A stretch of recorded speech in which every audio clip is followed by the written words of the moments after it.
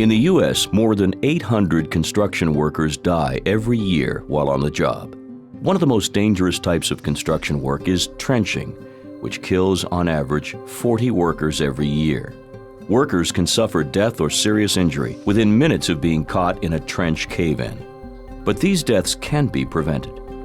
The video you're about to see shows how quickly cave-ins lead to workers' deaths. The video will also show what employers must do to assure that the work can be done more safely. Employers have a responsibility to provide a safe workplace and required protective equipment. You'll see that using the right type of protection saves lives. Please be advised, the scenes you're about to see deal with deaths at construction sites and might be disturbing for some people. All scenes are based on true stories. 5 workers were putting a sewer pipe into the bottom of a trench with a ladder nearby to enter the trench.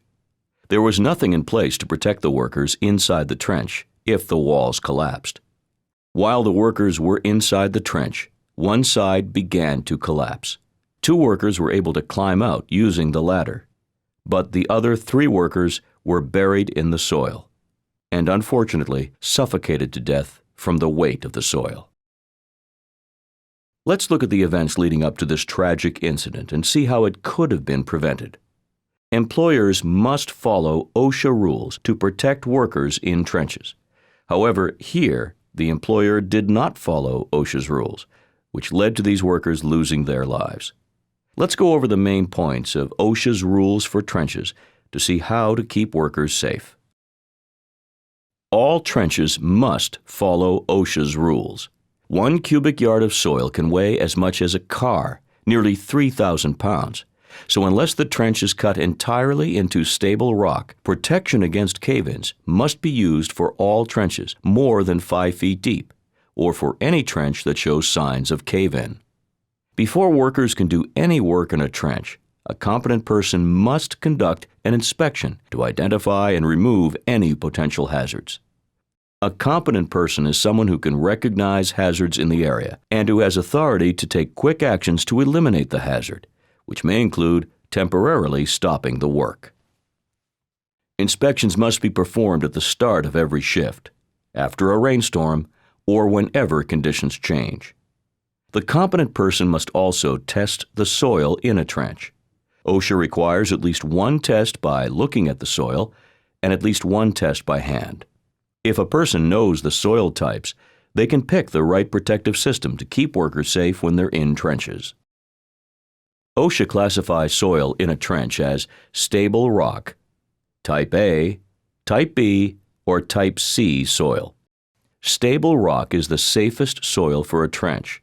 Type A is the next most stable, and then Type B. And finally, Type C soil is the least stable. It's important to remember that trenches can have different types of soil based on depth and climate conditions.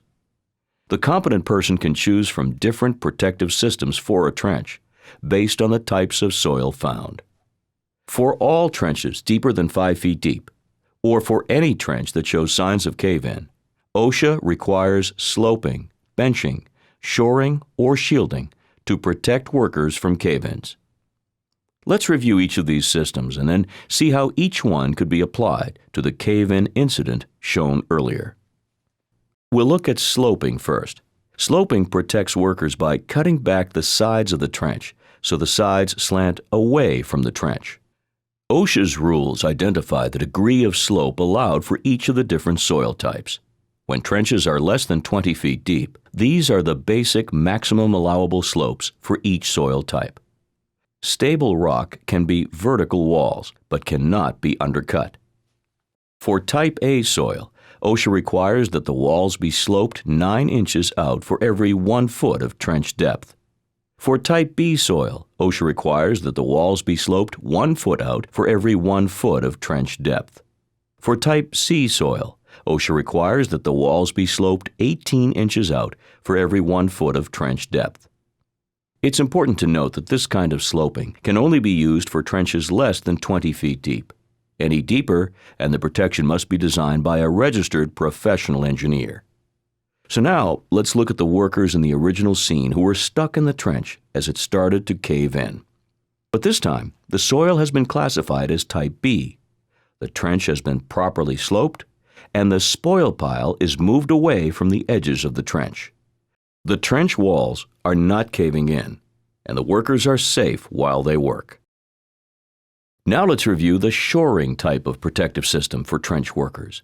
Shoring uses various support systems to prevent soil and the trench walls from moving. There are different kinds of shoring systems, but timber and aluminum hydraulic are the two basic types. Aluminum hydraulic cylinders are the most common type of shoring, and they are typically installed using spot bracing, plywood, or stacked methods. To install the shoring correctly, you must first determine the soil type. The type of soil and depth and width of the trench determine the maximum vertical and horizontal spacing used with the members of the shoring system. If we use our example of a 3-foot wide, 10-foot deep, 40-foot long trench in Type B soil, the shoring system being installed would need to include 12 strong aluminum vertical shores, with 6 on each side of the trench. These shores, also called rails, will be connected by hydraulic cylinders every 8 feet along the length of the trench. A hand pump pressurizes the hydraulic cylinders until they fit tightly within the rails. Now that the shoring is in place, let's look again at the workers in the trench at the beginning of the video. As before, the workers are laying a sewer pipe into the bottom of a trench. But now the shoring system prevents the trench walls from caving in and keeps the workers safe. Sloping and shoring are ways to protect the sides of the trench so they don't cave in. Now let's talk about shielding, which is a way to protect the workers when they're inside the trench. Shielding involves using trench boxes, also known as trench shields, or other supports to protect workers inside a trench from collapsing soil if a cave-in occurs.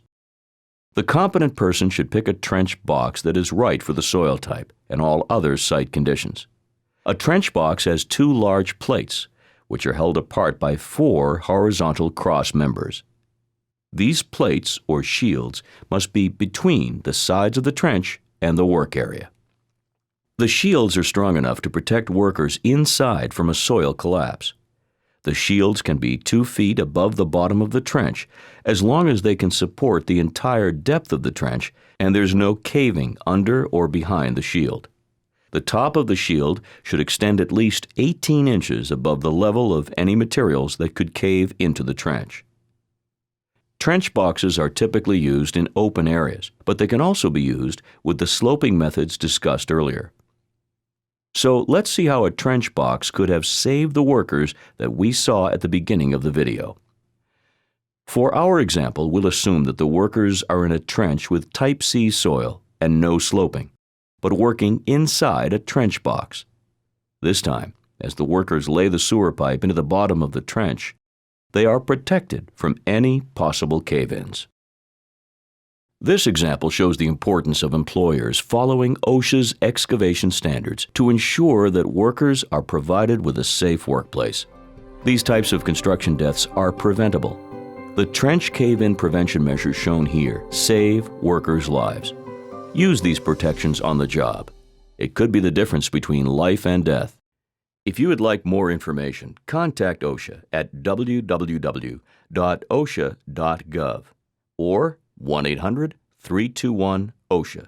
That's 1-800-321-6742.